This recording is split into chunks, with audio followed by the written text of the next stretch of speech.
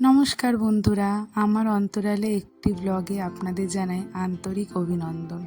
আজকে আমার জন্মদিন, তাই সকাল সকাল রেডি হয়ে চলে গেলাম আমাদের বাড়িতে। তো বাড়িতে ঢুকতেই দেখুন কি সুন্দর মা পুজো দিচ্ছে।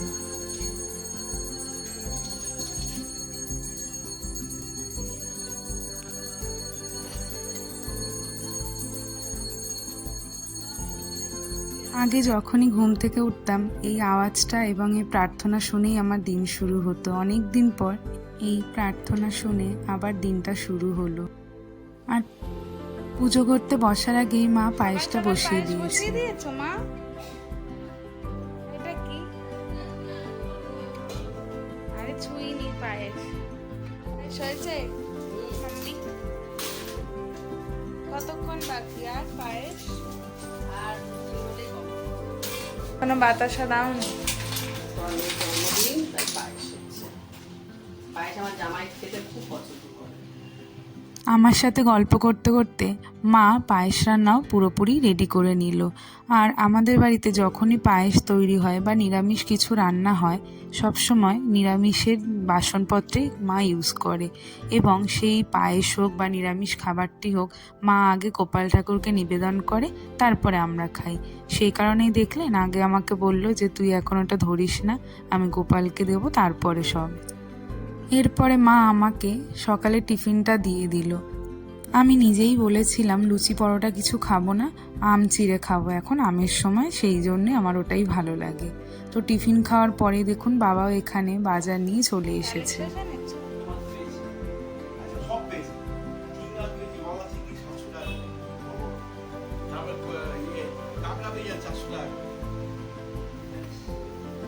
কাঁকড়াও পেয়েছি, দরকারের সময় তখন পাওয়া যায় না। আগের বৃহস্পতিবার দরকার ছিল, তখন পাওয়া গেল না। চা খেয়েছো বাবা? ঠিক আছে। এখানে যে বাচ্চাটিকে দেখছেন, এ আমাদের উল্টো দিকের ফ্ল্যাটে থাকে। এরা দুই ভাই, এটি হলো ছোট। এই বাচ্চাটি আমার বাবাকে খুব ভালোবাসে। বাবাকে দেখলে ও কখন কোলে উঠবে। আসলে বাবা ওকে না সবসময় ঘুরতে নিয়ে বেরোয়, সেই জন্য বাবাকে দেখলে ওর আর কি মন খুব খুশি হয়ে যায়। তো দেখুন বাবা ওর সঙ্গে একটু খেলে নিচ্ছে। ও আবার সেই মতো চশমাটা পরে একটু অসুবিধা হচ্ছে দেখে চশমাটা কখন ভাবছে খুলবে, আর বাবাও সেরম ওর হাতটা আটকে রেখেছে। সত্যি বাচ্চাদের সঙ্গে না সবাই যেন বাচ্চা হয়ে যায়, তাই না বলুন?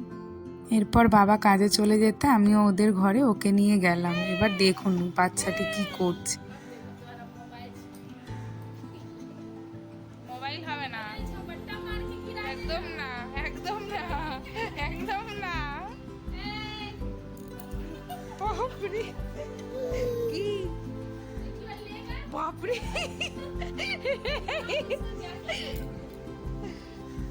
কি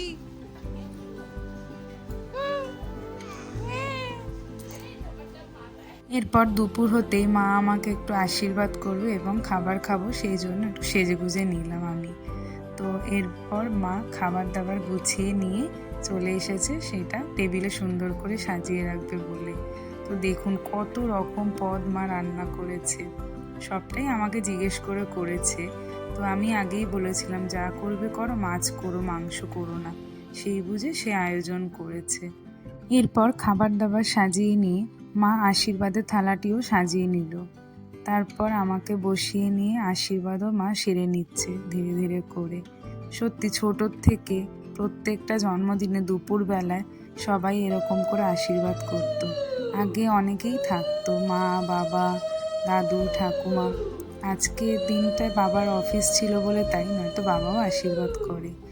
আর দাদু তো নেই এখন, তো সেই জায়গাটা খুব মিস করি দাদুকে। আজকের দিনে দাদু সব সময় আমাকে আশীর্বাদ করতো। আর শুধু মা আমার খাবার বেড়ে আনবে তা কি হয়, আমিও মার খাবারটা বেড়ে নিয়ে চলে এলাম। আর মাকে তাড়াতাড়ি করে ডাকছি যে আসো, খুব জোরে খিদে পেয়েছে।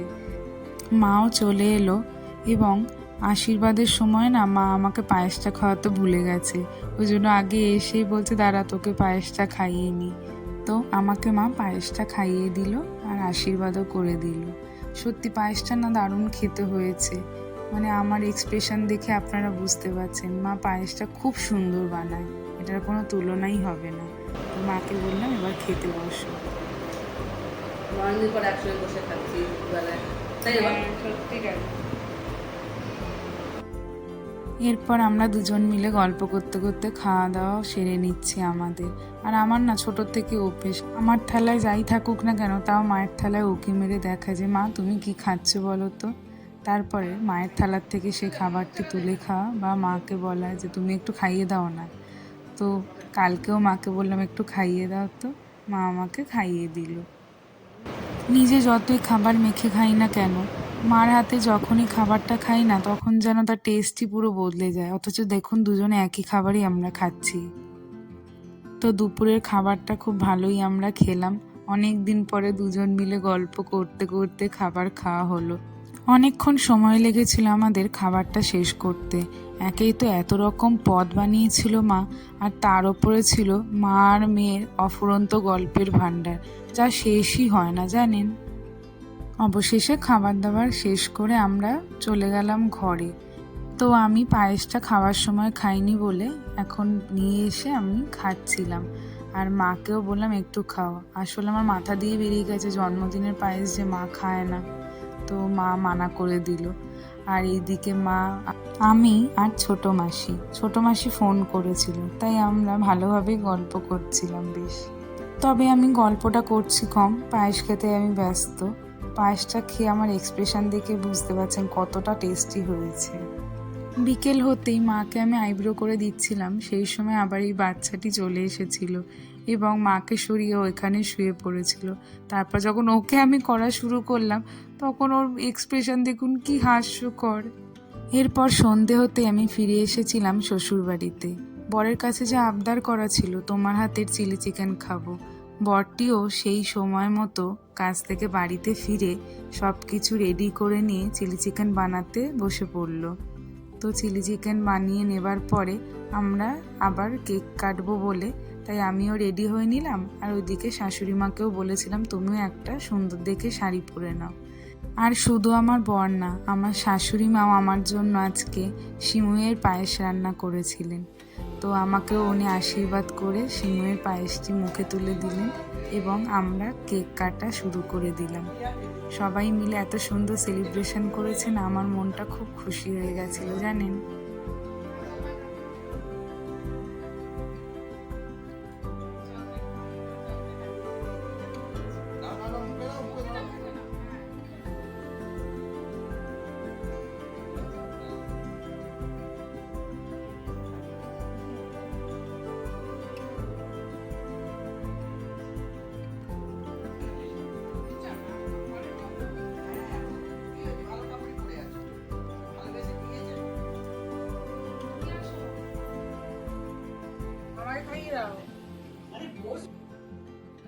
বিয়ের পরে আমার প্রথম জন্মদিন এটা ছিল।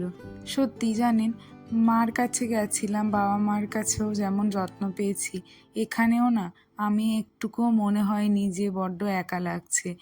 এই দুটো মানুষ তাদের যথাসাধ্য চেষ্টা করেছে আজকের দিনটিতে আমাকে খুশি রাখার। শুধু এরা দুজন নয়, আমার শ্বশুরবাড়ির প্রত্যেক কটা মানুষ আমাকে ফোন বা মেসেজ করে সবাই আমাকে উইশ করেছে। এরপর আমরা রাত্রিরের খাবারও সেরে নিয়েছিলাম। তো আজকে আমি এখানেই সমাপ্তি টানলাম। আমার পাশে থাকবেন আর আমার অন্তরালে চ্যানেলটিকে সাপোর্ট করবেন। ধন্যবাদ।